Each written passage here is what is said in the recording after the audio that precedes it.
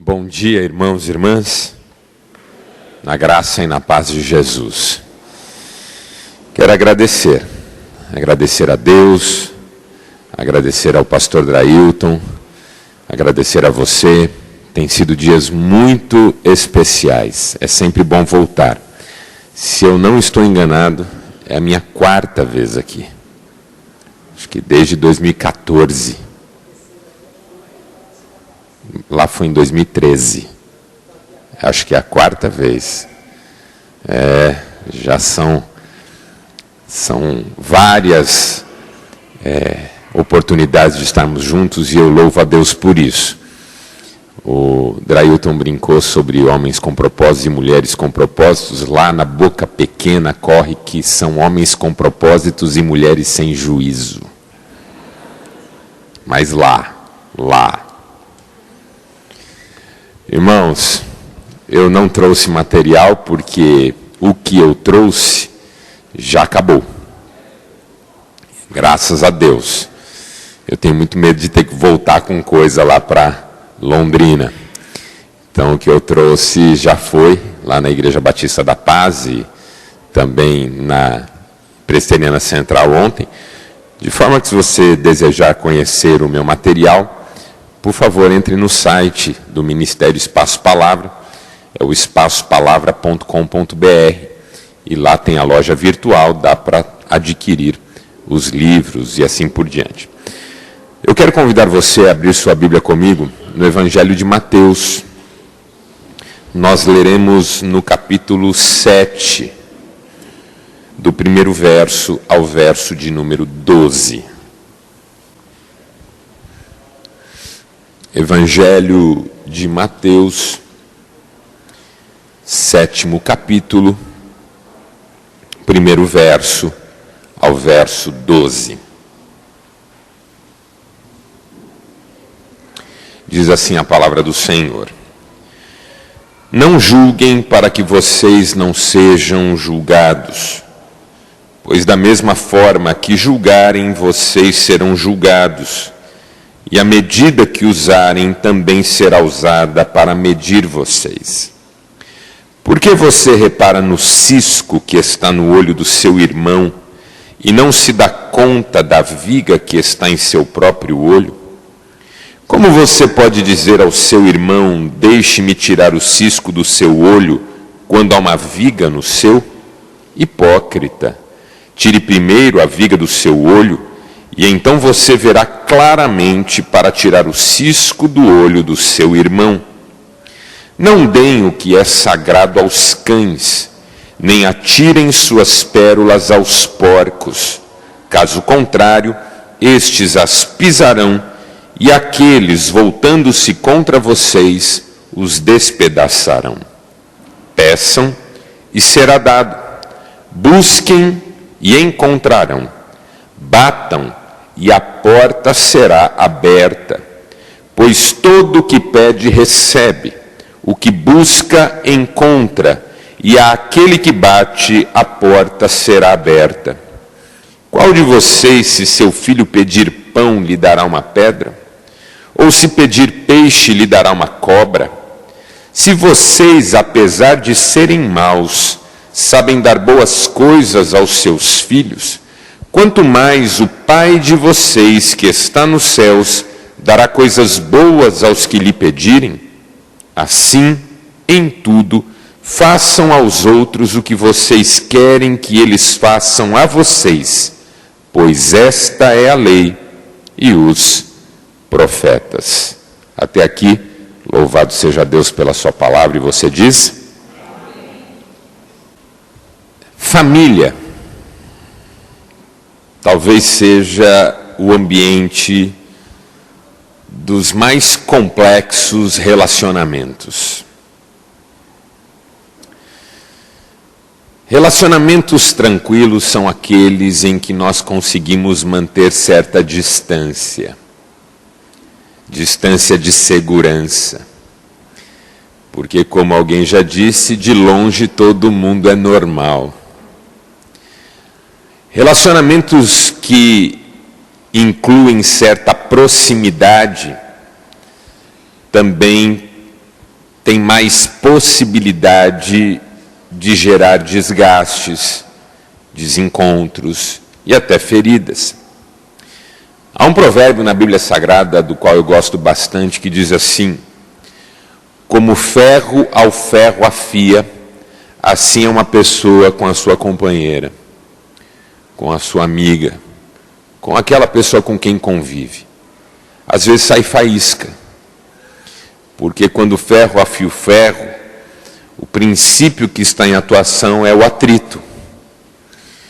Para que possa um passar pelo outro de forma suave, as rebarbas, as depressões, as nuances precisam ser eliminadas. E às vezes isso dói. Você permitir-se ser afiado no relacionamento é sempre bastante difícil. E a família é esse lugar da proximidade, é esse lugar da superexposição. Família é aquele conjunto de pessoas que me vê levantar pela manhã. Família são aquelas pessoas que me pegam mal-humorado. Família são aquelas pessoas que estão normalmente presentes quando eu me sinto frustrado com alguma coisa que não deu certo. Família é aquele ambiente onde eu não consigo usar máscaras. As máscaras são fáceis de serem usadas com quem eu mal conheço, mas com quem eu convivo já é mais difícil. Tem até pessoas que conseguem, são aquelas que nós chamamos psicopatas. O psicopata consegue usar máscara mesmo diante de quem convive com ele, mas por causa da sua insanidade, não por causa das suas potencialidades, qualidades ou capacidades. Então, família é esse lugar onde os relacionamentos são complexos. E a família é o nosso maior desafio de amor. A família é o nosso maior desafio de entrega. A família é o nosso maior desafio de amadurecimento. Para a gente falar sobre isso, me veio ao coração esse texto de Mateus, capítulo 7, do primeiro verso ao 12, que me parece ser um roteiro dos relacionamentos bem-sucedidos. Mas para você entender como eu chego a essa conclusão, eu preciso explicar para você como que eu leio todo o sermão em que esse texto está incluído, que é o sermão que nós chamamos de Sermão do Monte, que começa lá no capítulo 5º, no primeiro verso, e vai até o final do capítulo 7º. É um grande sermão, o mais extenso sermão de Jesus que nós temos na Bíblia. E quando você lê todo o Sermão do Monte, com alguma atenção, você faz algumas descobertas. Por exemplo, o primeiro grande ponto que Jesus trabalha no Sermão do Monte é a identidade dos discípulos no reino de Deus. Porque você não vai conseguir nada em lugar nenhum na vida se não tiver consciência de quem é você no palco da história. Quem é você? A gente não se faz essa pergunta ao longo da vida. Até porque, como diz a psicanálise, a gente acaba sendo o discurso do outro. A gente não sabe muito bem quem a gente é de fato. Foi Fernando Pessoa quem, num poema lindíssimo, disse assim: somos o intervalo entre o nosso desejo e o que o desejo dos outros fez de nós. A gente vive essa tensão entre querer corresponder e agradar todo mundo e, ao mesmo tempo, querer ser quem a gente tem que ser. Jesus começa o seu sermão dizendo: quem são vocês? Vocês são os bem-aventurados do reino. Vocês são os felizes do reino. Vocês são aqueles para quem o Pai Celestial reservou algo muito especial. E note que essa felicidade do reino não é uma felicidade como a felicidade que se espera no mundo. Porque é a felicidade dos humildes, é a felicidade dos mansos, é a felicidade dos que choram. E Jesus aqui é completamente inovador à medida em que ele pressupõe uma felicidade nas lágrimas. É a felicidade dos pacificadores, é a felicidade dos puros de coração, é a felicidade, pasmem, dos perseguidos por causa da justiça, é a felicidade dos que têm fome e sede de justiça. E essa felicidade não é uma questão de masoquismo. Eu gosto de sofrer, eu gosto de apanhar, eu gosto de passar privação, eu gosto de ter problema. Não, é uma felicidade da esperança. Porque felizes são os humildes, porque deles é o reino dos céus. Felizes são os mansos, porque eles herdarão a terra. Felizes os que choram, porque serão consolados. Felizes os que têm fome e sede de justiça, porque serão fartos. Felizes os pacificadores, porque serão chamados filhos de Deus. Felizes os puros de coração, porque verão a Deus. Felizes os perseguidos por causa da justiça, porque deles é o reino dos céus. Ou seja, ainda que haja lutas para aqueles que foram escolhidos por Deus, eles podem ter esperança e alegria, porque Deus lhes reserva bênçãos infinitas. Então a minha identidade não começa em mim, começa em Deus. Porque Ele me chamou para o seu reino. Porque Ele me fez seu súdito. Porque eu sou discípulo de Jesus. E essa minha relação com Deus é a base da construção da minha identidade. E quando eu tenho essa clareza de quem eu sou em Deus, de quem eu sou na presença de Deus, das lutas que fazem parte da minha vida, mas também das bênçãos sem medida que me estão reservadas, aí a minha identidade no mundo se revela. Porque a partir do versículo 13, Jesus vai dizer, vocês são o sal da terra. Veja, não se trata de vocês deveriam ser. Não se trata de vocês podem vir a ser. Não se trata de alguns de vocês são, mas de vocês são. Todos vocês são o sal da terra. Essa é a identidade de vocês no mundo. Uma vez que vocês sabem quem vocês são em Deus, vocês agora sabem quem vocês são no mundo. O problema não é mais ser ou não ser. Shakespeare não tem mais essa primazia. Ser ou não ser, eis a questão. Não, vocês são. A questão é se vocês vivem como quem são ou não. Porque o problema no sal não é ser ou não ser sal. O problema do sal é perder o sabor. Vocês são o sal da terra. O problema é quando o sal perde o seu sabor. Aí ele não serve para nada, a não ser para ser jogado fora. Jesus continua e diz, vocês são a luz do mundo. O problema não é ser ou não ser luz. Vocês são. Agora, a questão é se a luz ilumina ou está escondida. Vocês são a luz do mundo, mas se a luz estiver escondida, ela não ilumina. Então não se põe a luz da casa debaixo da mesa, debaixo da cama, mas no velador, onde ilumine toda a casa. Vocês são os felizes do reino, vocês são o sal da terra e a luz do mundo, mas vocês precisam assumir essa identidade para poderem fazer a diferença, para que a luz de vocês brilhe diante dos homens. E eles vejam as suas boas obras e glorifiquem o Pai que está nos céus. Isso é a identidade do discípulo no reino de Deus. Isso é o que nós somos. Nós somos os felizes do reino. Ah, mas eu estou passando por luta. Mas você é um feliz do reino. Porque a sua luta vai passar. E o Senhor lhe trará vitória maravilhosa ao coração. Ah, mas eu estou chorando. Como é que eu posso ser feliz chorando? Você é feliz chorando à medida em que sabe que o Senhor enxugará dos seus olhos toda lágrima. Você é feliz.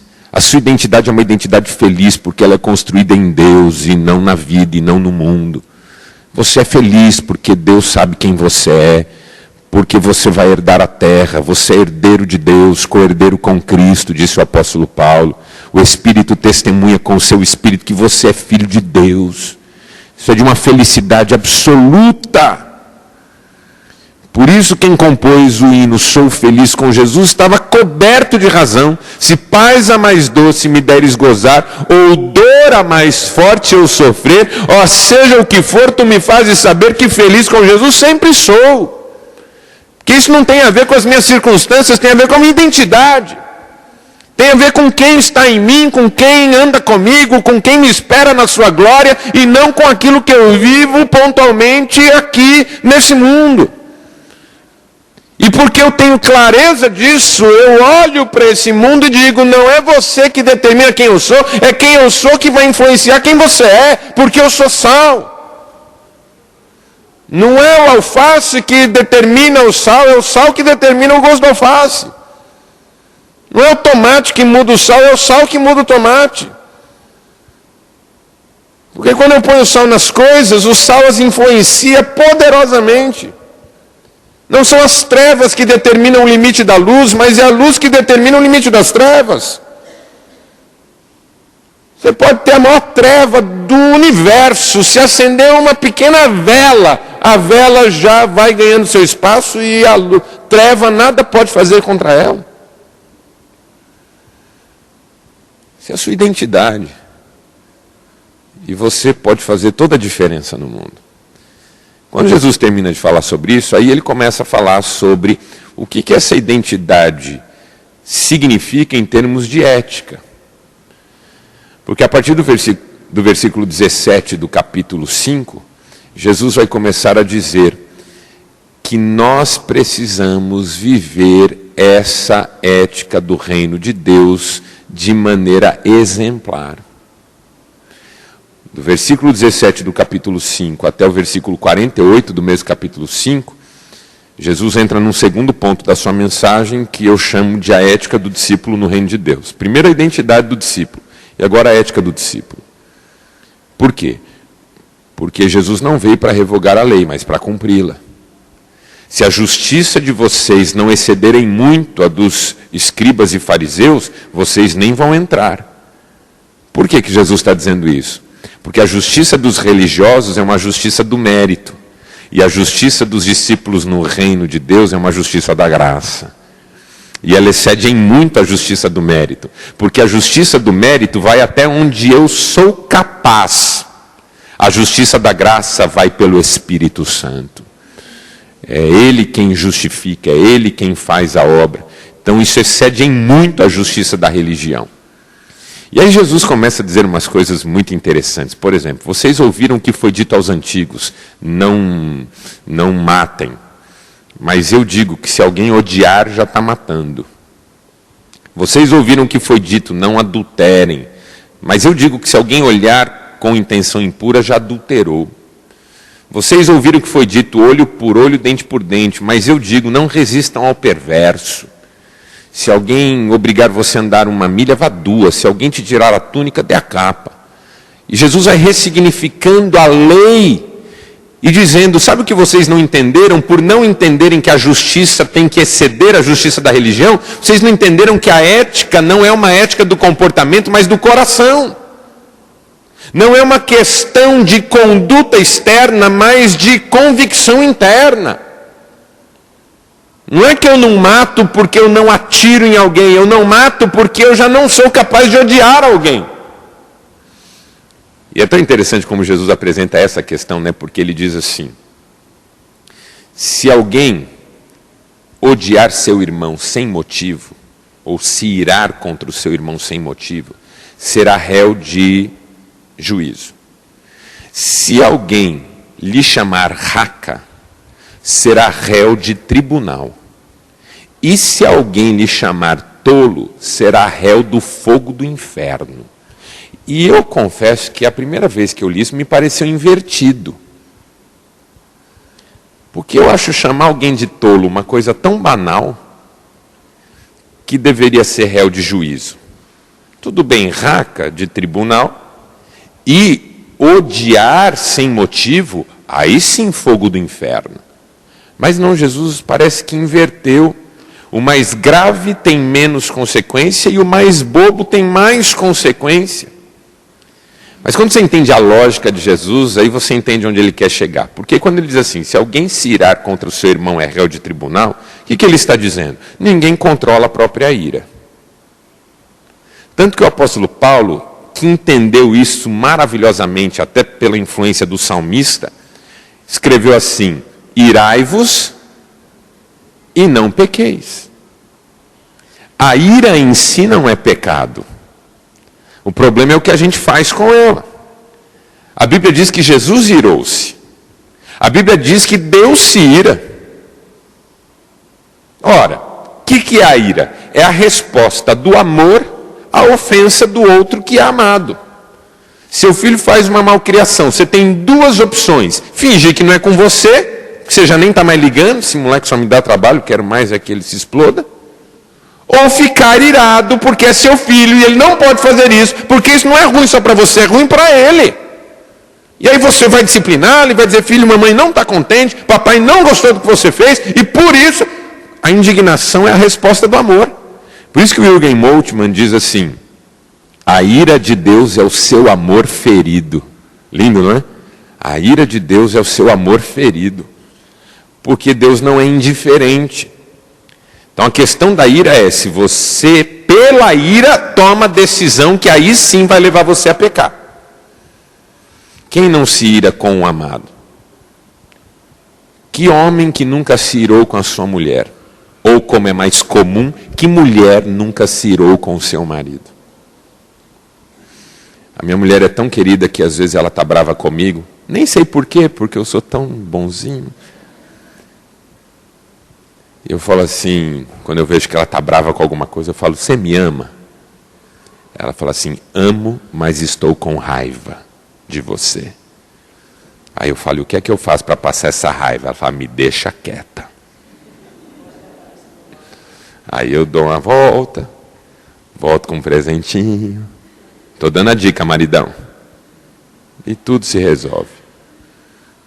Eu acho legal quando ela fala: eu estou nervosa, mas isso não muda nada a respeito de como eu me relaciono com você.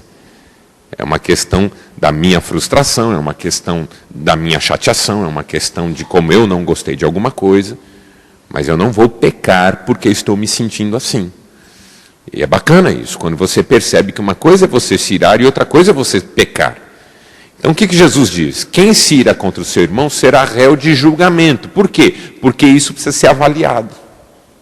Isso precisa ser colocado à luz. Essa ira é legítima? Essa ira é o amor ferido ou é a autoestima ferida? Essa ira é razoável ou essa ira é porque você não aceita que a vida seja diferente do que você quer? Então vamos pôr à luz, essa ira é motivo de julgamento. Aí Jesus continua: mas se você chamar o seu irmão Racá, e a palavra Racá é muito interessante, porque no hebraico você tem algumas figuras de linguagem muito características, e uma delas é a chamada onomatopeia. A onomatopeia é muito comum na língua hebraica. O que é onomatopeia? Quando uma palavra imita um som. Então, assim, na nossa língua a gente tem menos, no hebraico tem muito. Por exemplo, ruá, que é a palavra que nós traduzimos por espírito, é originalmente uma onomatopeia, porque é uma tentativa de traduzir em palavra o som do vento. Uá, entendeu? Essa é a ideia de ruá. Racá é uma onomatopeia originalmente. E o que a palavra racá quer caracterizar em termos de som? O som que a gente faz quando vai escarrar. Não faça. Só pense. O som que a gente faz quando quer escarrar deu origem à palavra racá no hebraico. Que é quando a gente está dizendo que gostaria de expelir o outro da nossa vida. Então, qualquer que chamar o seu irmão Racá, será réu de tribunal, não mais de julgamento, mas de um tribunal, porque a coisa ficou mais grave. Porque agora você não está só bravo, mas você está pensando em como extirpar esse outro que te irrita da sua vida. E aí quando Jesus continua e diz: quem lhe chamar tolo, a palavra tolo, que está traduzida aqui no Novo Testamento, que aí já é uma palavra grega, Por isso que a palavra raká não tem tradução, porque é uma palavra hebraica, ela está no meio do texto grego sem tradução. Mas a palavra que aparece aqui para tolo é uma palavra grega que significa inútil, sem valor. Uma pessoa sem valor. Então, quando você diz, ele para mim não tem importância, o que é que você acabou de fazer com essa pessoa? Matou. Então, a ira é o amor ferido. Raká é o desejo de tirar fora. Tolo é já tirei. Não me importa mais se está vivo, se está morto, se fede, se cheira. Para mim, não faz a menor diferença. O que você acabou de fazer? Matou no seu coração. E aí Jesus diz, é réu do fogo do inferno.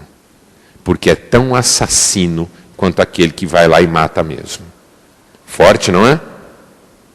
Por isso que a gente mata essas coisas na raiz. É lá na ira que a gente se submete à luz de Deus. Para não chegar ao ponto de ter que matar por dentro. Essa é a ética de Jesus. Se não está no coração, não adianta estar no comportamento.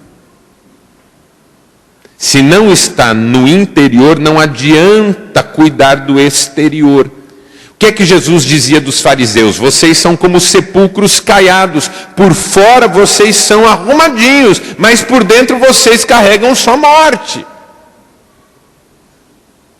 Então, a ética de Jesus no reino é de uma profundidade, tanto que lá no versículo 48, Jesus termina esse segundo ponto do seu sermão dizendo o seguinte, portanto, sejam perfeitos, como perfeito é o Pai Celestial de vocês. O que é perfeição aqui? Que eu vou ser como Deus, inerrante? Que eu vou ser como Deus, tudo que eu fizer vai ser pleno? Não. Mas que a ética de Deus vai ganhar o meu coração.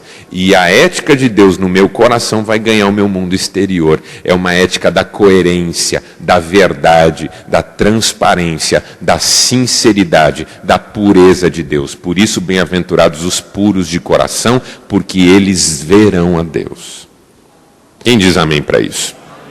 Aí vem o terceiro ponto da mensagem de Jesus, que é maravilhoso. Porque depois que Jesus falou da identidade e da ética, agora ele vai falar de espiritualidade. A espiritualidade do discípulo no reino de Deus, que é o capítulo 6. E no capítulo 6, Jesus trata a espiritualidade com a mesma atenção e cuidado que ele tratou a ética. Não é uma questão de conduta e comportamento, é uma questão de coração. Por isso, guardem-se de fazer as obras de justiça de vocês para serem vistos pelos homens.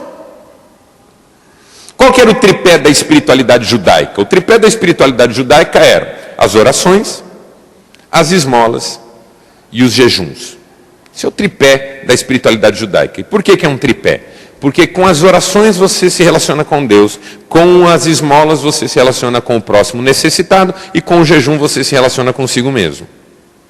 Porque o jejum é uma disciplina espiritual do próprio eu. Ninguém jejua para sensibilizar o outro. A gente jejua para enquadrar a nós mesmos. Então vou dar um exemplo. Se o sujeito fala assim, eu estou jejuando para Deus me abençoar e passar no concurso, você não está jejuando, você está fazendo greve de fome para ver se sensibiliza a Deus para te ajudar naquilo que você quer. Já viu gente que se algema num lugar e fala, não sai daqui enquanto não me atender? Faz greve de fome? Se ninguém me atender, eu vou morrer sem comer. É isso. Ninguém jejua, espiritualmente falando, para convencer Deus a abençoar. Até porque Deus já nos abençoou com toda sorte de bênçãos nas regiões celestiais. E o que Ele tem para nós, Ele vai nos dar. O jejum existe para lembrar o nosso corpo que não é só de pão que vive um homem, mas de toda a palavra que procede da boca de Deus. Eu jejuo para me disciplinar espiritualmente na certeza de que Deus é quem cuida de mim e não os recursos que eu tenho à minha disposição. É uma privação voluntária para me lembrar que o que eu preciso mesmo nessa vida é do Senhor. Entenderam, irmãos? Então, assim, esse é o tripé da espiritualidade judaica. Orações, esmolas e jejum. E como é que Jesus trata cada uma dessas questões? Orações. Quando vocês forem orar, não orem para os outros verem. Quando vocês forem orar, entrem no quarto, fechem a porta e orem ao Pai que está em secreto, e o Pai que está em secreto recompensará. E é tão interessante porque Jesus usa uma expressão que eu não esperava ouvir. Eu não esperava ouvir Jesus dizendo, ore ao teu Pai que te vê em secreto. Eu esperava que ele dissesse, ora ao teu Pai que te ouve em secreto. Mas quando ele diz, ora ao teu Pai que te vê, faz sentido por quê? Porque oração é muito mais alguma coisa que Deus vê do que alguma coisa que Deus ouça. Porque Deus não precisa das nossas palavras. Deus olha o nosso coração. Por isso Jesus disse, não façam como os pagãos que acham que pelas vãs repetições serão ouvidos. Não usem vãs repetições. Porque isso não é orar. Às vezes a gente ora até em silêncio. Tem uma história deliciosa da Madre Teresa de Calcutá. Um dia foi entrevistada por um repórter que, tendo acompanhado o trabalho dela por alguns dias, perguntou assim, Madre, que tanto a senhora fica de joelhos no centro da capela, quieta? O que a senhora faz? Ela disse, eu falo com Deus. Ele falou, mas que tanto a senhora fala com Deus? Porque ela ficava horas ali. Ela falou assim, nada, eu só escuto. Aí ele ficou curioso, falou, e que tanto Deus fala com a senhora? Ela disse, nada, ele só escuta. Por quê? Porque gente que se ama se comunica no silêncio. Gente que se ama nem sempre precisa das palavras. Um casal que se ama gosta de estar juntos, mesmo sem falar. Fica abraçado assistindo um filme, fica abraçado contemplando uma lagoa, fica abraçado, não é para abraçar agora, irmão. Agora é culto. Agora é culto. O casal que se ama gosta de estar perto. Gosta de dormir juntinho, de conchinha. Por quê? Porque a convivência não é verborrágica. A convivência é em todos os aspectos. De modo que com Deus é assim também. Às vezes eu não estou falando nada, mas eu tenho uma convicção tão profunda que Deus está aqui. E eu tenho um sentimento de gratidão tão grande que Deus tem me abençoado, que eu não preciso dizer isso, Ele está vendo. Por isso Jesus disse, antes mesmo que uma palavra chegue aos lábios de vocês, o Senhor já sabe tudo. O salmista disse isso no Salmo 139, ainda a palavra não me chegou à boca e o Senhor já a conhece toda. Às vezes quando eu não sei o que orar, eu ajoelho e falo, Senhor, eu estou aqui. Posso chorar na presença de Deus. Posso ficar quieto na presença de Deus. O bom de às vezes ficar quieto é que eu ouço o Espírito falar. Porque quem fala muito não ouve nada.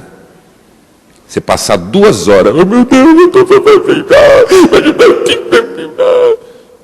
Você não vai ouvir o que Deus está falando com você. Você fica 2 horas só reclamando, chorando, se desesperando, falando que Deus não está te ouvindo, que você precisa de ajuda e tal. Como é que você vai ouvir o que Deus tem para te dizer? Tem hora que você tem que calar. Senhor, eu estou aqui para o Senhor falar comigo. E aí você cala, ouve. Aí vem um texto bíblico na sua cabeça, você vai lá na Bíblia, dá uma lida, fala, Senhor, fala comigo através disso. Lê de novo, lê de novo. Às vezes o Espírito Santo sopra uma frase na sua cabeça e você fala, meu Deus, é isso. E aí você levanta da oração, encorajado, animado. Vai dar certo, porque Deus está comigo. É isso que Jesus está dizendo. A oração é uma questão de intimidade, não é uma questão de protocolo religioso. E a esmola? Mesma coisa. Quando você for dar esmola, que a mão direita não saiba o que a esquerda está fazendo. Por quê? Porque a esmola não é para captar o outro, a esmola não é para deixar o outro refém de sua generosidade, a esmola não é para mostrar para os outros que você é solidário e bom, a esmola é para você poder exercer na vida a liberdade de ser bênção na vida de alguém, mesmo que ninguém saiba, nem a própria pessoa. Esse negócio que tem na igreja evangélica, às vezes, de quem aqui pode dar 1.000? Quem aqui pode dar 2.000? Quem aqui pode dar 5.000? Quando a pessoa levanta a mão, eu posso, é porque ela quer aparecer. Porque se ela pode dar 5.000, por que não dá logo? Tem que ficar fazendo leilão de oferta para ver quem. Qual que é a ideia? A ideia é, alguém aqui quer mostrar para todo mundo que é poderoso o suficiente para meter 5.000 no gasofilácio? Ah, eu quero. Então vem cá, irmão, vem cá, já fica aqui desse lado dos milhares que nós já vamos orar. Aí cai para 4.000, 3.000, 2.000, 1.000, aí quando cai para 900, aí já é desse lado aqui, ó. Quem pode dar 50? Fica no lugar mesmo que vou chamar aqui na frente, o cara vai dar 50. Vai dar passe de ônibus? Dá no final. Não vai, agora não vamos orar por quem vai dar isso, não. Qual que é a ideia? A ideia é, vamos exaltar quem é capaz de dar mais. Aí Jesus está olhando lá, o pessoal dá os dízimos no templo e fala assim, olha lá os ricos, dão grandes quantidades, não dão? Aí os discípulos falam, nossa, é quantidade toda a vida. Jesus fala assim, vocês perceberam quem deu mais? Ah, acho que foi aquele cara lá, ele trouxe um caminhão de coisa. Vocês viram aquela viúva? Que viúva? Aquela. A que deu 2 moedinhas? É. Quem tem ela? Ela foi a que deu mais. Como assim? Porque todos deram do que sobra. Ela deu tudo. Quem é que conhece o coração? Jesus. A questão não é o externo, a questão é o interno. Então, se a questão é o coração, dá sem ninguém saber. Abençoa sem ninguém saber. Pede o número da conta, vai lá e deposita. Vai lá e dá um jeitinho de ajudar. Tem vezes que não dá para permanecer incógnito, mas não faça propaganda. Ah, irmãos, queria dar um testemunho hoje aqui. Estava orando essa semana, Deus colocou a irmã fulana no meu coração, que está passando necessidade. Aí eu fui lá, né, irmã fulana? Fui lá levar na sua casa uma cesta básica. Ah, vá te catar, irmão. Vá se converter.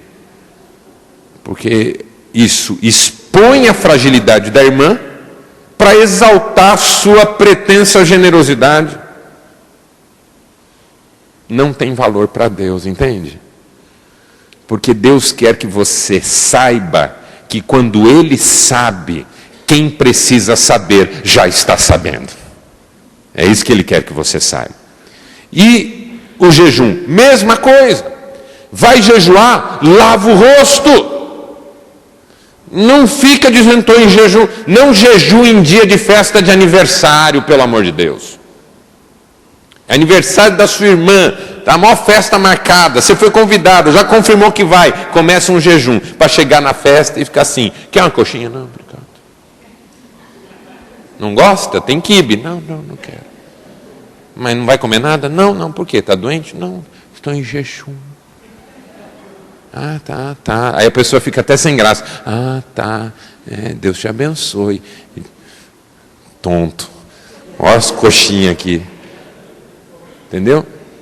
Jesus diz, os fariseus que fazem isso, fazem jejum e depois ficam com cara de coitado na festa dos outros. Ai, não posso. Eu estou em jejum. Ai, vai. Toma atento. Por que você está fazendo isso? Para os outros saberem. Olha como eu sou espiritual, estou em jejum. Aí vem o pastor pregar na igreja. Ah, irmãos, hoje completa 30 dias que eu estou em jejum. O que você está falando? A troco do quê? Quer passar uma de espiritual? Esse é o mundo da religião, Jesus está dizendo. O mundo da religião é assim, vive de aparência. Porque no mundo da espiritualidade bíblica, se Deus sabe o que você está fazendo, quem precisa saber o que você está fazendo já sabe. E Ele te recompensará. Então faça isso diante dEle, e Ele te recompensará. Se você faz diante das pessoas, que elas te recompensem. Mas se você faz diante de Deus, Ele te recompensará. Por isso que o texto que vem na sequência desses 3 conselhos sobre espiritualidade é sobre ansiedade. Já percebeu isso? Não estejam ansiosos com coisa alguma. Por quê? Porque se eu não vou mais fazer na frente dos outros, a chance dos outros me recompensarem diminui muito. Certo? E se os outros não vão me recompensar, quem é que vai? Deus. Mas como assim Deus? Para eu ter essa convicção, eu preciso vencer a minha ansiedade. Por isso, não estejam ansiosos com coisa alguma. Olhem os lírios. Eles não costuram, mas eles se vestem bem. E esse negócio do lírio se vestir bem é uma delícia, né? Porque roupa.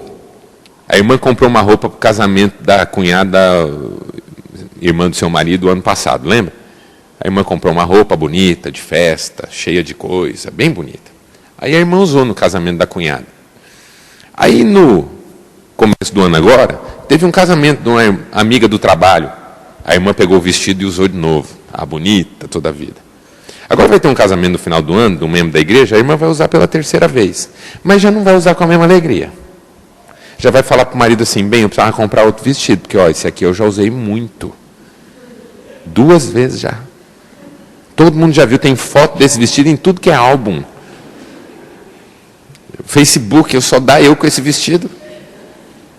Preciso comprar outro, porque assim, lindo que é o vestido, vai passando o tempo, ele vai ficando menos lindo, não é assim? E tem uma hora que você olha para ele no guarda-roupa e fala assim, meu Deus, eu usava isso. O que a gente usa em festa do ridículo nas igrejas? Em acampamento de igreja? Não é roupa que a gente usava no passado? Roupa que a gente usou no passado, hoje a gente usa em festa do ridículo. Ah, esse vestido foi da minha mãe, a formatura dela, vou usar na festa do ridículo. Como assim? Por quê? Porque roupa é assim, com o tempo vai ficando mais feia. Agora, um lírio. Você vai ver lírio a vida inteira. Seu filho vai ver lírio a vida inteira. Daqui a 1000 anos as pessoas vão ver o lírio e vão continuar achando lindo. Por quê? Porque quem vestiu o lírio foi Deus.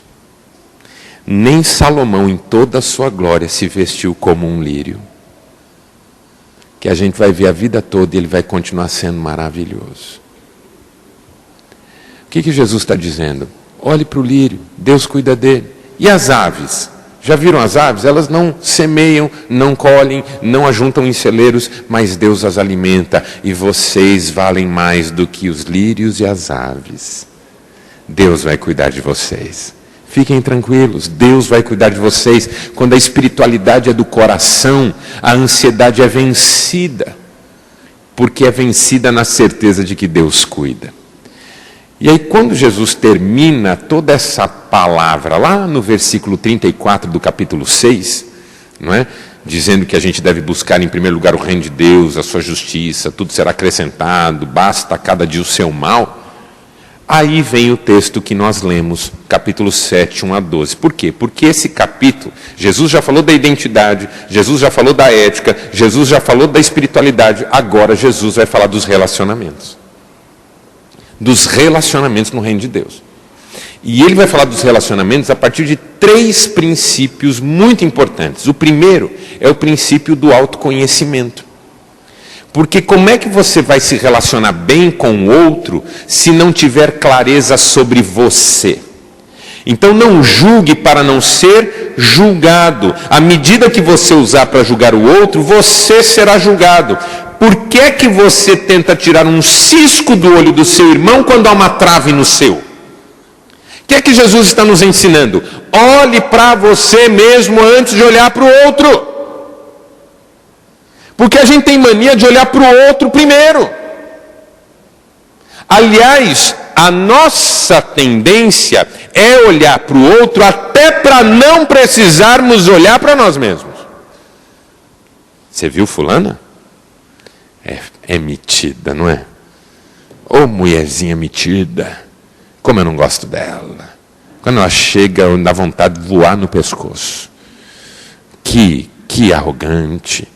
Como se acha? Só porque tem um dinheirinho. Você está falando da fulana ou de você mesmo? Da sua arrogância, do seu orgulho, de não aceitar que o outro seja como ele é, porque você acha que você que devia desfrutar daquilo que está na mão dele. Isso que é olhar para si mesmo antes de olhar para o outro. fazer uma autoanálise, uma autocrítica, autoconhecimento. O autoconhecimento é uma das ciências mais importantes do ponto de vista dos pensadores e dos teólogos da história. O Basílio, um dos patriarcas da igreja, dizia assim: a mais difícil das ciências é conhecer a si mesmo. O Agostinho de Hipona escreveu: Senhor, permita-me conhecer a mim, permita-me conhecer a ti, e isso me basta. O João Calvino escreveu o seguinte: toda nossa sabedoria, enquanto merece o nome de sabedoria e é verdadeira e justa, consiste basicamente de duas coisas: o conhecimento que temos de Deus e o conhecimento que temos de nós mesmos. Na filosofia a mesma coisa, Sócrates diria: conhece-te a ti mesmo. Blaise Pascal escreveu: é sem dúvida nenhuma sermos cheios, um problema sermos cheios de defeitos, mas um problema maior ainda é sermos cheios de defeitos e não queremos reconhecê-los. Freud disse: um homem não é senhor nem da sua casa, porque ele é movido por questões que lhe são inconscientes, que ele deveria trazer para a consciência, para elaborá-las e matar os sintomas que elas estão causando. Enquanto a gente não olha para a gente continua deixando a nossa vida na mão do outro. Continua tentando mudar o outro antes da gente mudar. Continua tentando tirar cisco do olho alheio enquanto tem trave no nosso. O que Jesus está dizendo? Antes de você ajudar o seu irmão a tirar o próprio cisco, porque ninguém tira o cisco do olho de ninguém, ninguém tem o direito de meter o dedo no olho alheio. Você pode ajudar o irmão a tirar o cisco do seu próprio olho. Como? Tirando a trave do seu e servindo de exemplo para ele. Olha, eu tinha uma trave no meu. Isso que você tem no seu não é nada perto do que eu tinha no meu. E eu tirei assim, ó. Tenta. Ah, será? Não vai doer? Não, o meu que era uma trave não doeu tanto. O seu não vai doer não, é só um cisco. Coragem. Estou aqui para te ajudar, estou aqui para te incentivar, porque eu já sei quem eu sou e eu posso ajudar você a descobrir quem você é. Eu já sei do que eu sou feito e por isso posso ser mais paciente com você. As pessoas mais intolerantes que eu conheço são as que menos se conhecem. Criticam todo mundo, acham ruim tudo, reclamam de tudo. Por quê? Porque é mais fácil meter o pau na vida de fora do que aceitar que os problemas vêm com a gente. Ah, sabe, pastor, eu queria mudar dessa cidade. Essa cidade é um bando de hipócrita. Essa cidade é um problema. Eu queria sair daqui. Minha família é uma desgraça. Eu queria sumir, sabe? Me afastar um pouco. Ah, novos ares. Eu olho e falo assim: vai contaminar outro lugar? Vai. O que adianta tirar o saco de lixo de uma lixeira e botar na outra? Ou você resolve o lixo, ou você só muda o lixo de lugar. O que adianta? Ai, bem, tira esse lixo da cozinha que está fedendo. Aonde que eu levo? Leva na sala. Vai continuar fedendo. A questão não é essa. Como é que se resolve a questão do lixo? Tem que reciclar, tem que incinerar em alguns contextos, tem que enterrar, sei lá o que faz com lixo, mas se deixa dentro de casa, ele continua fedendo. Jesus está dizendo: olhe para si mesmo antes de olhar para o outro, porque esse é o segredo dos relacionamentos. Quando você sabe quem você é, você para de brigar com o outro em função de quem ele é. Muitas das nossas brigas em casa, com os filhos, com o cônjuge, com os pais, tem a ver com o fato de que a gente não suporta a gente. Você nunca disse isso? Falou assim: fulano não se dá bem com ninguém, porque fulano não se dá bem nem com ele mesmo. Você já disse isso em relação a alguém? Pois é, como a gente é. Quando a gente não está bem com a gente não fica bem com ninguém. Então eu preciso olhar para mim. Tentar entender por que eu sou desse jeito. Tão interessante que uma coisa que o Freud me ensinou a compreender, e eu confesso que eu nunca tinha parado para pensar nisso mais profundamente, foi o chamado ato falho. Já ouviu falar em ato falho? Ato falho para Freud tinha 3 modalidades. A primeira modalidade é a modalidade da substituição das palavras. Quando você quer dizer uma coisa e diz outra. Por exemplo, eu estou lá no gabinete e a pessoa que está se aconselhando comigo me chama de doutor, ao invés de me chamar de pastor. Isso é um ato falho. Uma vez uma jovem senhora me chamou de amor. Bonitinha, né? Então, amor, pastor. Foi sem querer. Foi sem querer não, foi por querer. Isso é ato falho. É o inconsciente falando o que quer quando a boca não deixa. Esses dias eu estava aconselhando uma jovem casada e ela foi me falar assim, no dia que eu casei. Sabe o que ela disse? No dia que eu morri. Eu falei, no dia que? Ela falou, que eu casei. Eu falei, no dia que você morreu. Não, pastor, eu errei, no dia que eu casei. Não errou, não. Isso é ato falho. Expliquei para ela o que é ato falho. Falei, fale sobre como você acha que o seu marido matou seus sonhos. Aí ela começou a chorar. No ato falho a gente deixa escapar uma coisa que é o que está lá dentro. Por exemplo, fui pregar num lugar, e aí o sujeito que foi me levar no aeroporto na volta, não me conhecia, eu não conhecia ele, mas o aeroporto era longe, dava quase 1 hora de viagem. E aí nós fomos conversando. E aquela conversa trivial. E eu falei, conhece Maringá? Ele falou, conheço. De vez em quando eu vou para lá, tenho família lá. Eu falei, que legal. E quando é que você vai para lá de novo? Ele falou, eu vou, no final do ano, vai ter o casamento do meu cunhado. Quer dizer, do meu primo. Eu falei, tá. Daí conversamos um pouquinho, eu falei, posso fazer uma pergunta? Ele falou, pode. Eu falei, quem é seu cunhado? Ele falou, não, meu cunhado não, meu primo. Eu falei, não, entendi, seu primo vai casar, mas quem que é seu cunhado? Ele falou, por quê? Eu falei, vou te explicar uma coisa. Expliquei para ele ato falho. Falei, você pôs o seu cunhado na pauta. Por que você quer me falar sobre ele? Ele falou, pastor, eu não gosto de ir para Maringá porque eu não gosto de encontrar aquele cara.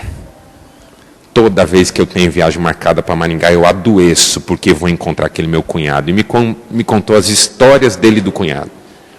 Aí o que eu fiz? Aconselhei ele. O que ele queria? Pôr na pauta isso. Mas como é que o inconsciente põe na pauta uma conversa que não está na conversa? Com ato falho. Você já cometeu um monte de ato falho. Só que nunca parou para pensar nisso. Outro tipo de ato falho que Freud falava. O ato falho por esquecimento. Você já esqueceu uma palavra básica? Não, porque eu fui lá e peguei a... Oh, meu Deus, como é que é o nome disso? Alguém fala cadeira, que é um nome super difícil, né? Mas falei cadeira. Por que você esqueceu essa palavra? O inconsciente roubou ela de cena, entendeu? Para te chamar a atenção para uma questão. Eu vou dar um exemplo. Eu fui almoçar na casa de um membro da igreja. Terminou o almoço, eu fui embora. Quando eu cheguei no hotel onde eu estava hospedado, eu não achei minha carteira. Liguei para o sujeito, tinha esquecido na casa dele. Aí fui lá, busquei. Aí passou um pouco, saí da igreja, cheguei no hotel de novo, cadê minha carteira? Eu tinha esquecido em cima do púlpito. Aí naquela semana em casa, fui sair, cadê minha carteira? Procurei minha carteira e nada de achar minha carteira, nada de achar minha carteira, nada de achar... E aí, onde é que eu deixei minha carteira? E aí não lembrava.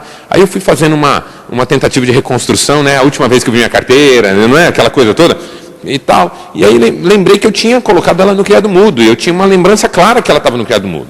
Falei, só se caiu. Aí fui, arrastei criado mudo, não estava. Falei, mas meu Deus do céu, arrastei a cama. Quando eu arrastei a cama, pasmem, a minha carteira estava enfiada entre os colchões, como se eu estivesse enfiado ela lá, porque ela não cai enfiada nos colchões. Aí eu tomei um susto. O que minha carteira está fazendo aqui? Olhei para a Cristiane e falei, você me roubou? Ela falou, hoje não. Aí eu falei, não, eu preciso entender isso, porque sou eu que estou fazendo, estou esquecendo minha carteira em todo lugar, já é a 3ª vez que eu não acho minha carteira, na mesma semana. Aí falei, o que está acontecendo comigo? Aí fui atrás. Aí lembrei que na semana anterior, uma pessoa da minha família tinha me ligado, pedindo um dinheiro, porque uma situação familiar tinha acontecido, e quem era para cuidar disso não cuidou, e a gente ia ter que pagar uma conta, e a conta não era pequena. E eu falei, ok, só me dá uma semana que eu vou receber, eu faço crédito na conta. Depois que eu desliguei o telefone, eu fiquei incomodado. Porque eu não queria pagar essa conta. Essa conta tinha sido dividida lá atrás, eu já tinha pago a minha parte. Aí porque alguém não fez a sua parte, eu vou ter que pagar de novo? O meu inconsciente ficou com isso, entendeu? Eu não quero pagar isso, eu não quero pagar isso. Então toda vez que ele via minha carteira, o que ele fazia com a minha carteira? Jogar fora! Não vou pagar nada! Quando eu entendi isso, parei de esquecer minha carteira. Falei, bom, eu vou conversar com as pessoas de direito e vou resolver essa situação, ao invés de ficar sofrendo com ela. Porque às vezes ele não resolve e fica sofrendo. O terceiro tipo de ato falho para Freud é o ato falho por acidente. Já derrubou coisa no chão? Você já derrubou a chave do carro no ralo da saída de casa? No bueiro? Oh, meu Deus, tipo assim, um buraquinho desse tamanho, você derrubou a chave de carro, ela caiu lá dentro, assim, só podia cair lá dentro, não podia cair em outro lugar. A rua toda só podia cair num buraquinho do tamanho dela. O Freud dizia assim, o nosso inconsciente está jogando coisas fora ou está impedindo certos movimentos. Quando você derrubar a chave do carro no chão, pergunte para si mesmo onde é que você não quer ir. Você vai começar a descobrir coisas a seu respeito. Derrubou a chave do carro no chão, pergunta onde é que eu não estou querendo ir. Sabe quem derruba a chave no chão sempre antes de vir à igreja? Não é? O Freud fala de uma mulher que dançava. E um dia ela dançava, o marido viu ela dançando e falou assim, você parece uma prostituta. Aquilo feriu tanto ela, que na hora de ir embora da festa, na carruagem, ela caiu e quebrou as 2 pernas. O que significa isso? Não posso parar de dançar porque eu gosto, mas não posso dançar porque o meu marido me condena. Como é que eu resolvo esse problema? Inutilizando as minhas pernas. Você está assustado? Minha mulher esses dias me liga chorando. Ai, amor. Eu falei, o que foi, Cristiano? Falei, bati o carro. Eu falei, mas o que aconteceu? Ela falou, bati o carro num poste, estava parado. O carro estava parado, o poste veio. Tá. Não foi lá grandes coisas, mas sim, machucou o carro um pouco, né? Ia ter que consertar. Aí ela chorou, eu falei, não, fica tranquila, tem seguro, a gente vai consertar, fica tranquila. Eu estava viajando, fica tranquila. Aí depois à noite liguei para ela de novo, como é que você está? Ah, estou bem, mas ainda estou triste. Falei assim, posso fazer uma pergunta? Ela falou, pode. O que significa bater o carro? Aí ela falou, como assim? Eu falei, como assim? Você sabe melhor do que eu, isso é ato falho. Tem um poste lá, você fala que não viu o poste e vai lá e bate no poste? Aí ela fez assim, eu odeio isso. Eu falei, o que aconteceu? Ela falou, combinei um compromisso, só que eu não estou afim. É um compromisso difícil para ela de cumprir. O inconsciente dela não quer. O que ela fez? Bateu o carro. Aí o carro vai para o conserto, ela liga e diz, não vou poder ir porque bati o carro. Agora, ninguém pensa isso. Essas coisas acontecem. É só quando você pergunta por que você descobre a resposta. Ah, pastor, mas isso é loucura. É, mas você é louco. E eu também. O apóstolo Paulo diz assim, miserável homem que sou, quem me livrará do corpo dessa morte? O que eu estou querendo dizer com isso? Que você é um poço de mistério. Que você não sabe nem o que acontece no seu mundo interior. E vai gastar a vida toda olhando os outros. Quando eu comecei a perceber quem eu sou, eu comecei a cuidar de mim. Ficar criticando os outros se eu sou desse jeito. Ficar brigando com todo mundo se o problema sou eu. Ficar criticando todo mundo se eu é que sou insatisfeito por natureza. Aí você começa a tirar as traves do seu olho. Quando você começa a tirar a trave do seu olho, você começa a enxergar o mundo melhor. E quando você começa a enxergar o mundo melhor, você para de ver defeito em tudo. E aí quando você percebe uma pessoa com cisco, você não fica com raiva dela. Você quer ajudá-la. Porque você já teve uma trave no seu. E quer ajudar essa pessoa a ver tão bem como você hoje consegue ver. Por isso que o primeiro passo para relacionamentos saudáveis é autoconhecimento. Estamos juntos até aqui, irmãos? Os outros dois eu vou falar rapidamente para a gente encerrar. Segundo princípio que Jesus trabalha é relacionamento com Deus. Por quê? Olha só o que tem no texto que você talvez nunca tenha prestado atenção. Quando Jesus diz, olhe para si mesmo antes de olhar para o outro, veja o que está em você como problema antes de ver o problema do outro. No versículo 6, Jesus diz algo que parece que não faz muito sentido.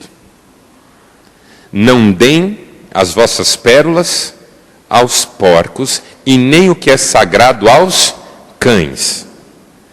Vida inteira na igreja evangélica a gente ouviu que se a gente já evangelizou uma pessoa que não aceitou, porque não fica dando pérola aos porcos. Não é assim? Não dar pérolas aos porcos significa desistir de insistir com alguém que não vale nada. As nossas avós diriam assim, não gaste vela com defunto ruim. Olha que bonito. Defunto é ruim, vai acender uma vela, guarda a vela para um defunto melhor. Bonito, né? Também gosto. A gente traduz esse verso como isso, não gaste vela com defunto ruim. Só que faz sentido isso no que Jesus está dizendo? Então vamos entender o que Jesus está dizendo. Quando você tiver coragem de olhar para você mesmo, você vai enxergar as traves que estão no seu olho. Vai ver a miséria que você é. Vai ver os problemas que você tem. Vai ver as insanidades que você pratica. Vai ver as crises que você carrega. Vai ver o lixo que você acumulou. Vai ver os traumas que você ainda guarda no coração. Vai ver o lado B da sua vida. Quando você vir tudo isso, não entregue isso a quem não sabe o que isso significa. Porque às vezes a gente consegue olhar para a gente e aí leva o que a gente descobriu na gente para alguém que não sabe o que isso significa. Por que eu não dou pérola para o porco? Porque o porco é ruim? Não. Porque o porco não sabe o que é uma pérola. É só por isso. O porco não tem ideia do que é uma pérola. Por que eu não dou coisa sagrada para o cão? Porque o cão desconhece o sagrado. O que o texto diz? Se você fizer isso, eles, voltando-se contra você, te despedaçarão. O que Jesus está dizendo? Toda vez que eu levo a minha verdade íntima para alguém que não sabe o valor disso, ele usa isso contra mim. Já passou por isso? Já se aconselhou com gente que não tem ideia do que a vida é feita e a pessoa expôs você ao ridículo? Usou a sua confissão de verdade para acabar com você? O que Jesus está dizendo é, quando você tiver total consciência de quem você é, não entregue isso para ninguém. Porque ninguém sabe o valor disso. O único que sabe o valor disso é Deus. Por isso o versículo 7 diz, pedi e dar-se-vos-á. Buscai e achareis. Batei e abrir-se-vos-á. Porque todo que pede recebe, todo que busca encontra, e a todo que bate a porta será aberta. Aleluia. Você é bem-vindo desse jeito diante de Deus.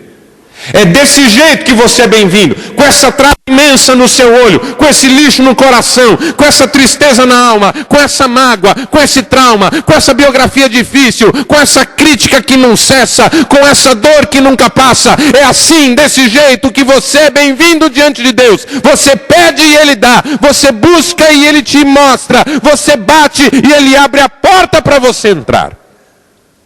Você é bem-vindo diante de Deus, desse jeito aí. Com todos esses problemas aí, com a família que você tem, com as raivas que você passa, com as mazelas que você acumula, você é desse jeito aí que você é muito bem-vindo diante de Deus. Porque Jesus pagou o preço de tudo isso aí. Aleluia por isso. Então, olha o que Jesus está dizendo, que é uma coisa espetacular. Viu a si mesmo? Não gostou do que viu? Então não mostre para ninguém. Vá direto àquele que já sabe tudo isso e que não vai fechar a porta para você. Ah, glória a Deus. Esses versos, pedi, dar-se-vos-á, só podem ser compreendidos nesse contexto. Porque se eu não entender o contexto, eu vou achar assim, que tudo que eu quiser Deus tem que me dar, porque está escrito pedir e dar-se-vos-á. Aí o Tiago, lá na carta dele, vai ter que escrever assim, ó: vocês pedem e não recebem, porque pedem mal, pedem para o vosso próprio prazer. Ou seja, eu estou pedindo para manter a trave no meu olho. E aí a resposta é não. Agora, se você está pedindo porque acabou de ver a trave no olho e vai precisar da ajuda de Deus, a resposta é sim. É o contexto que diz quando eu posso pedir na certeza de que receberei. Porque toda vez que eu pedir a Deus socorro, ajuda, cura, restauração da minha alma, a resposta será sempre sim. A porta sempre estará aberta. É igual o filho pródigo. Tudo que ele quiser vai acontecer? Não. Mas se ele quiser voltar para a casa do pai, a porta estará aberta. A porta estará aberta. O filho mais velho queria o quê? Que o mais novo morresse. O filho mais velho queria o quê? Que o pai não aceitasse o mais novo de volta. Qual foi a resposta do pai para o filho mais velho? Não posso te atender no que você quer, porque o que você quer é mal. Agora, se você quis entrar na festa e curtir, você é bem-vindo. Você é bem-vindo. Pedi, dar-se-vos-á, buscai, achareis, batei, abrir-se-vos-á, porque todo que pede recebe, o que busca encontra, e a quem bate a porta será aberta. Em que sentido? No sentido de encontrar cura para a sua alma. Tanto que Jesus faz uma comparação com o pai terreno. Ele diz assim: qual de vocês, se o filho pedir um pão, lhe dará uma pedra? Ou se pedir um peixe, lhe dará um escorpião? Ou seja, se o filho está pedindo uma coisa boa, você não vai responder com uma coisa ruim? Agora, faça uma relação inversa. Se o filho pedir uma coisa ruim, você vai dar? Filho, o que você quer de aniversário? Ah, mamãe, que bom que você perguntou. Eu estou pedindo isso, eu estou pensando nisso faz tempo já. Desde o começo do ano eu estou pensando o que eu vou querer de aniversário. E eu já decidi, eu quero um revólver 38. Você olha para o seu filho e fala assim: hã? Eu quero um revólver. Você falou que o que eu pedi você ia me dar? Filho, eu falei que o que você pedir você vai dar. Eu vou te dar. Mas isso, não. Mães resolvem fácil as coisas, não é? Filho, o que você pedir eu te dou. Eu quero um revólver. Isso não. Mas você falou que o que eu pedi você dá. Então, o que você pediu eu dou. Mas isso, não. É fácil de resolver as coisas. Meu pai era assim: filho, onde você quer ir? Quer ir tomar sorvete? Não, sorvete não.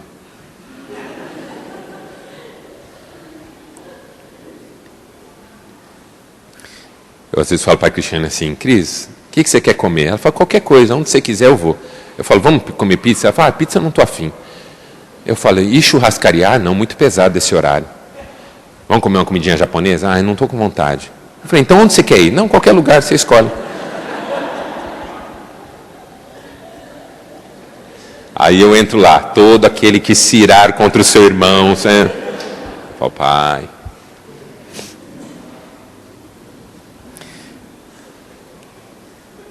Você vai pedir uma coisa ruim para Deus e Deus vai te dar? Só porque Ele disse: peça e eu darei?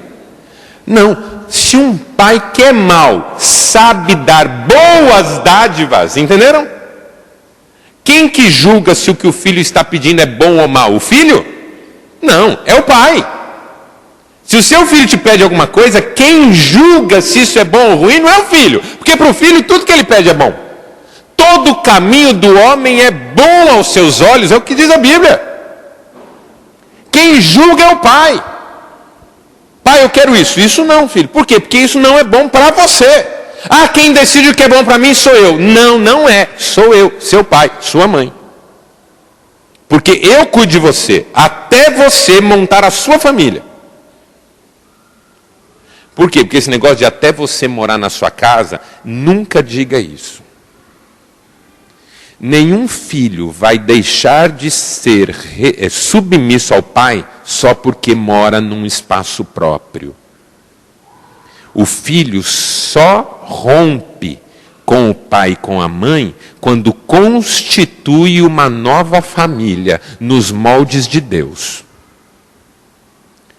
Tem 40 anos, mas não casou, você pode meter chinelada na bunda dele sem dó.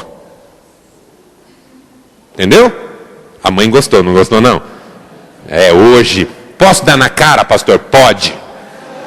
Está liberado. 40 anos em casa tem que apanhar na cara, claro que tem. Brincadeira à parte, é uma questão de autoridade. A autoridade do filho para ser última instância decisória é constituir família. Enquanto ele não fizer isso, ele deve submissão aos pais. E quando fizer, continua devendo honra. Quando eu me casei, eu não peço mais para o meu pai para sair. Mas eu continuo devendo a ele honra. Porque ele é meu pai. Então, isso a gente está perdendo. Hoje o cara fala, não vejo a hora de morar sozinho. Aí eu não preciso dar satisfação para ninguém. Vai casar? Não. Então vai continuar dando satisfação. Porque você só é apto a tomar decisões como última instância decisória se formou uma família. Senão você continua tendo uma instância decisória acima de você. Isso é o que a Bíblia ensina. Deixará homem seu pai e sua mãe e se unirá à sua mulher e serão os dois uma só carne. Porque o movimento de deixar e não unir é um movimento de morte. Ele move para o individualismo. E ninguém que queira ser individual está correto. Ah, mas eu não posso morar sozinho? Claro que pode. Você vai estudar fora, vai morar sozinho? Pode morar sozinho, só que continua sendo submisso aos seus pais. Ah, mas sou eu que pago as contas. Quem falou que é uma questão de pagamento de conta? Quem que falou isso? Esse é um mundo que a gente vive, que as relações são de poder. Na Bíblia as relações são de autoridade. E o meu pai teve autoridade sobre a minha vida até eu casar. Por isso que ele e a minha mãe, junto com o pai e a mãe da minha mulher, é que fizeram o nosso casamento. Quem convida as pessoas para o casamento são os pais dele e os pais dela. Eles estão levando os filhos para o matrimônio. Ah, pastor, isso é demodê. Demodê é o diabo. Que é mais velho que o mundo e continua fazendo as mesmas coisas de sempre. A pergunta que a gente tem que decidir é se a gente quer andar segundo Deus ou segundo a carne. A carne hoje leva todo mundo para o individualismo. Ah, finalmente consegui a minha independência. Do que você está falando? Você é escravo do seu pecado e está se achando independente? Você é escravo dos seus prazeres e está se achando independente? Você é escravo dos seus vícios e está se achando independente? Ah, tenha santa paciência. Você só é livre quando assume responsabilidade por uma família. Essa é a liberdade do amor. Porque a individualização da vida não é liberdade, é confinamento. Você pôr o boi sozinho num cercado, que ele só consegue ficar parado ali dentro, não é liberdade para o boi. Ainda que ele viva ali sozinho. Ah, eu rumino quantas vezes eu quiser. Isso não é liberdade, isso é condicionamento. Você só tem liberdade no amor. A única liberdade real é a liberdade do amor. É a liberdade de fazer pelo outro aquilo que eu considero que vai ser bênção na vida dele, porque eu sou livre de precisar disso para mim. Por isso que quando Jesus fala do autoconhecimento e do conhecimento de Deus, aí ele pode falar, e tudo quanto vocês quiserem que as pessoas façam para vocês, façam para elas.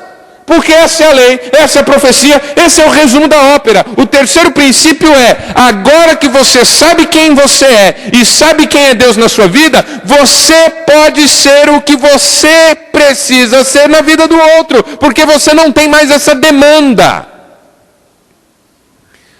Então é assim, ó. O que eu quero? O Freud dizia que o que eu quero é amor, que o que eu quero é ser amado. Ele sugeriu que por trás de todo eu te amo existe um ame-me por favor. Então, quando eu me relaciono com as pessoas à minha volta, tudo que eu quero é ser reconhecido, valorizado, amado. Quando eu encontro isso em Deus, essa demanda se encerra, se esgota. E agora eu posso dar o que eu buscava para o outro. O que é que eu buscava? Começa com A e termina com amor. Vamos ver. Amor. Parabéns. O que eu buscava era amor. O que eu posso fazer agora? Amar. E o apóstolo Paulo disse: quem ama é cumpridor da lei. Quer se relacionar bem com todo mundo? Ame. Isso quer dizer que você não vai ter inimigos? Não. Vai ter, porque tem gente que não lida bem com a liberdade alheia. Tem gente que não lida bem com o fato de você ser feliz em Deus. Tem gente que não vai gostar disso. Mas essa gente vai ter que se ver com Deus, porque eu não vou deixar de amar essa gente, porque essa gente não me ama. Por isso Jesus disse: ame o seu inimigo. O inimigo vai continuar existindo, mas de mim ele só vai receber amor. Porque se ele receber ódio, eu virei refém dele. E eu quero viver livre. Livre da necessidade de reconhecimento, livre da necessidade de valorização, livre da necessidade de ser para o outro aquilo que eu nunca vou ser para o outro, porque o outro só olha para si. Liberdade. Relacionamentos saudáveis. Eu a serviço do outro, independentemente do que ele devolva para mim. Isso é liberdade. Não precisar ser correspondido. E aí é inevitável que eu seja correspondido. Porque sempre que eu dou amor, a pessoa se encoraja a dar amor também. Vamos ficar em pé e vamos orar?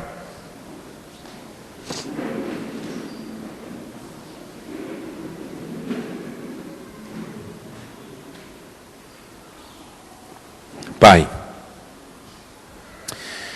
nesta manhã em que nós reservamos um tempo para estudar a Tua Palavra, o meu pedido é um só: que a Tua Palavra encontre lugar nos nossos corações. É rica a Tua Palavra e é mais penetrante do que uma espada de 2 gumes. Cura as nossas almas, Pai. Por favor, nós estamos Te pedindo, na certeza de que receberemos. Vamos buscar, a partir de agora, na certeza de que encontraremos. E vamos continuar sempre batendo a Tua porta, na certeza de que ela sempre nos será aberta. Obrigado, Pai, pela confiança que podemos ter na Tua graça. Fortalece as nossas emoções, a nossa identidade diante de Ti. É o que nós Te pedimos em nome de Jesus Cristo, que nos amou e entregou a Sua vida por nós. Amém. E graças a Deus. Deus te abençoe, meu irmão. Obrigado.